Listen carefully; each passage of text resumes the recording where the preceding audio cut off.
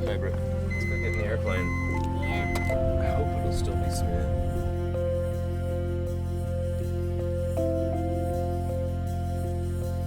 With the crop duster? No.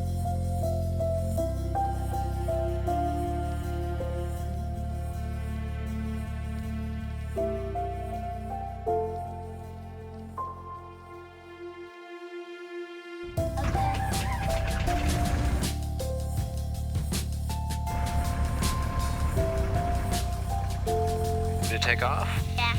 Should we pray before? Heavenly Father, thank you for this day. Thank you that I get to bring my son with me.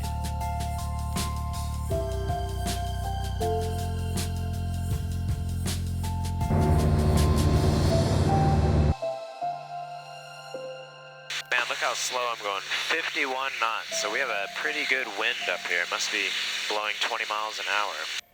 Oh, that's Mimi and Papa's old boy. Yeah, Mimi and Papa's old house over there. They still have the spa. They still have the spa? Yeah. Yeah. I wish we could land there somehow. Those canals would normally be empty this time of year, but because we've had so much rain, they're completely full. And none of this water is being saved, so it's all going out to the rivers and to the oceans. Wow, look at all that water. It's coming out of the canal right into the river, and then it's going to go out to the delta and then to the ocean. That's neat. Wow, that's really swift. You wouldn't want to be in there. Here's the Don Pedro Dam. There's all the campgrounds. There's all the houseboats. Boy, I would say the water's come up quite a bit. There's the marina boat ramp. Wow.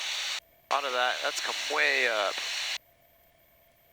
There's the McMullen's house. It's still got a long way to go, but it's pretty good.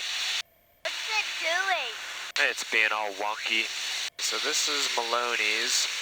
The Maloney's is, I didn't see it when it was at its lowest, but it's certainly still very low. This whole valley right here, that should all be full of water when it's at capacity. This is where my friend Trent died. He was flying down low over here and hit some power lines. I'm pretty sure he didn't mean to. Oh, he definitely didn't mean to, poor guy. After flying over Lake Don Pedro and New Maloney's, it was time to head to Oakdale and have a bathroom break. While flying over the Central Valley, it's hard to miss the sea of almond trees beneath you. It's interesting to note that each almond requires over 1 gallon of water to come to maturity. That means that each orchard needs about 3.5 feet of water each year to properly produce. In California, about 80% of all water is used by farmers. A lot of it is stored in the reservoirs like the ones that we just flew over, but there are also huge underground lakes and rivers called aquifers that have been being depleted for years. While lakes and reservoirs are important, aquifers store 10 times as much water as the lakes do, making them extremely important to understand and to be good stewards of. It takes about 3 to 5 normal years of rain to replenish an aquifer, but it's a dynamic and complicated system. When the aquifers go dry for too long, they begin to collapse on each other, making regeneration much harder, if possible at all. In Oakdale, first stop. My co-pilot has to go pee. These guys over here, they've got a beautiful Huey, 1967, I think he said. It flew in the Korean War. And they're starting it up. That right there, ladies and gentlemen, is the sound of freedom. It never gets old.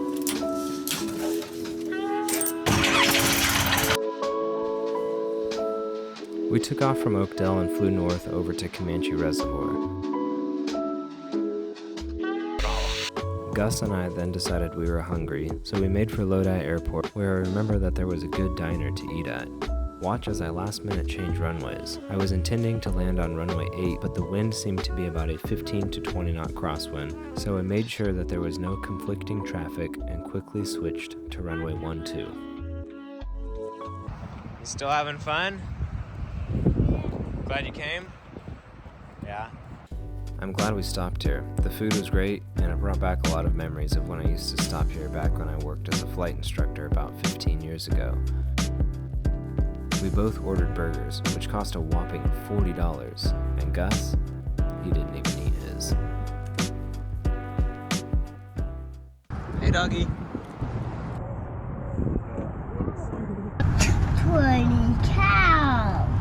20 cows? Next, we took off and headed west to go look at the Delta.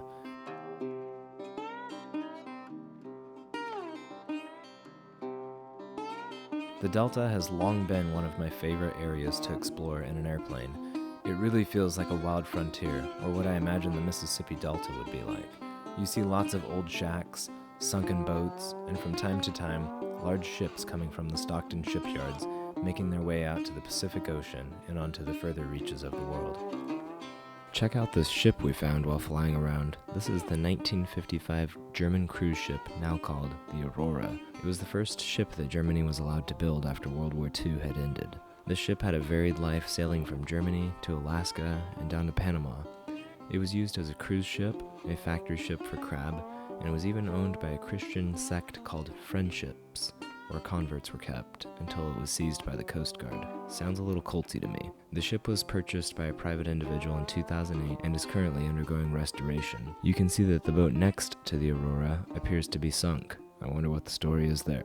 Okay, number 6923 Hotel, Modesto, Roger. Just ident for me. It's 1307, altimeter 3007. You may have a delay. I have traffic being venture for the approach.